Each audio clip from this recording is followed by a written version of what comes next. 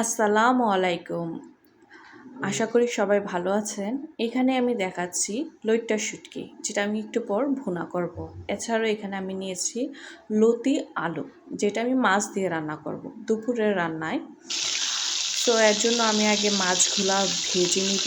তো আপনার ভিডিওতে দেখতে পাচ্ছেন যে আমি মাছগুলো সুন্দর করে ভেজে নিচ্ছি। এর পাশাপাশি আমার যেহেতু দুইটা চুলা, একটা ইন্ডাকশন আর একটা হচ্ছে সিলিন্ডার, তো আমি দুইটাতে রান্না বসাই দিয়েছি। প্রথমে এখন আমি করছি যে লইট্টা যে শুটকিটা সেটা ভুনা করে নিচ্ছি পেঁয়াজ কাঁচা মরিচ দিয়ে, হলুদ গুঁড়ি মরিচ গুঁড়ি লবণ এই দিয়ে সুন্দর করে একটু পরিমাণ মতো পানি নিছি, নিয়ে এটা ভালোভাবে রেডি করে নিলাম। এই যে দেখেন, খুবই লোভনীয়ভাবে দেখাচ্ছে লইট্টা শুটকির ভুনাটা। এছাড়াও আমি পাশাপাশি বললাম যে লতি দিয়ে আলু দিয়ে রান্না করব। তো যেহেতু লতি দিয়ে আলু দিয়ে রান্না করবো, এর জন্য মশলা কষাতে হবে। তো মশলা কষানোর জন্য ঠিক সেমভাবে আমি পেঁয়াজ কুচি, আদা রসুন বাটা, এখানে একটু আদাটা একটু বেশি দেওয়া দরকার। এছাড়া হলুদ গুঁড়ি মরিচ গুঁড়ি লবণ এগুলো ভালোভাবে নিয়ে কষিয়ে নিচ্ছি। কষানোটা ভালো হবে রান্না ভালো। যদি কষানো ভালো না হয়, আপনার রান্না ভালো না। রান্না ভালো না বলতে রান্নাটা তখন ভালো হয় না ওই রান্নাটা। তো এখানে কষানোতে যখন তেল উঠে গেছে দেখছি আমি, তখন আমি একে করে লতি আর আলু যে কেটে ধুয়ে রাখছি সেগুলো দিয়ে দিচ্ছি। এই যে দেখেন আমি দিয়ে দিচ্ছি। আমি অনেকটা বেশি কেটে ফেলছিলাম।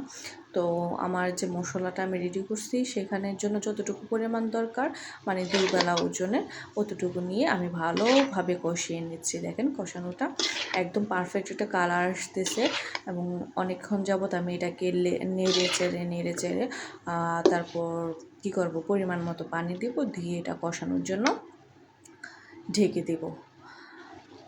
তো দেখেন এখানে যে আমি মশলাটা দিয়ে একটু বারবার নাড়াচাড়া করে কি করছি, মশলাটা যে একটা গায়ের গন্ধ থাকে না, আমরা যে আদা রসুন ব্যবহার করি না, তার একটা গায়ের গন্ধ আছে, সেটা ভালোভাবে কষিয়ে নিলে সেই গন্ধটা চলে যায়। ঠিক আমি সেটাই করেছি। করানোর পর যে ঝোলটা দিছি, সেই ঝোলটার মধ্যে আমি মাছগুলো দিয়ে দিছি। দেওয়ার পর আমি আবার কিছুক্ষণের জন্য, যাতে আলু এবং লতিটা শক্ত না থাকে, নরম হয়ে যায়। এছাড়া আমার হাজব্যান্ড খুবই পছন্দ করে নরম লতিটা, যখন একটু নরম হয় তখন সে খুবই পছন্দ করে। তো আমি এখানে ঢাকনা দিয়ে একদম মৃদু আছে কিছুক্ষণ, এর ফাঁকে আমি একটু আমার অন্যান্য কাজ আছে সেগুলো শেষ করেছিলাম, কারণ আমার যেহেতু ছোটো বেবি আছে, তাকে ঘুম পাড়িয়ে আমি রান্না করি। তো এর মাঝে দেখেন এখানে আবার চলে আসলাম। এখানে আসলে নুডলস রান্না করতেছি। ওই দিন আবার বিকালবেলা আমি নাস্তাতে নুডলস করেছিলাম। নুডলসটা করার জন্য আজকে একটু ভিন্ন স্টাইলে ট্রাই করছি। সবসময় তো একরকমভাবে স্টাইলে রান্না করি, আজকে ভাবলাম যে একটু দেখি অন্যভাবে নুডলসটা রান্না করে যে মজা হয় কিনা, একটু এক্সপেরিমেন্ট করি। তো এক্সপেরিমেন্ট করতে গিয়ে আমার কাছে ভালো লাগেনি, তবে আমার হাজব্যান্ডের কাছে ভালো লাগছে। কী করছিলাম, যে পানিটা সেদ্ধ করছি না আমি, এবং নর্মালি সব একসাথে দিয়ে রান্না করি, তবে ওই দিন আমি ডিমটা লাস্টেও দিইনি, মাছ বড় দিইনি, না দিয়ে পানিটা ঠান্ডা থাকতে আমি কি করেছিলাম, ডিমটা দিয়ে দিছি। দেওয়াতে এই যে দেখেন ডিমের যে মিশ্রণটা কেমন একটা রূপ নিছে না, সেই রূপটা আবার আমার হাজব্যান্ড অনেকটা পছন্দ করছে, তার কাছে নাকি অনেকটা ভালো লাগছে। আর সে নুডলসটা একদম নরম পছন্দ করে, পাস্তা হোক নুডলস হোক একটু নরম হলে পছন্দ করে।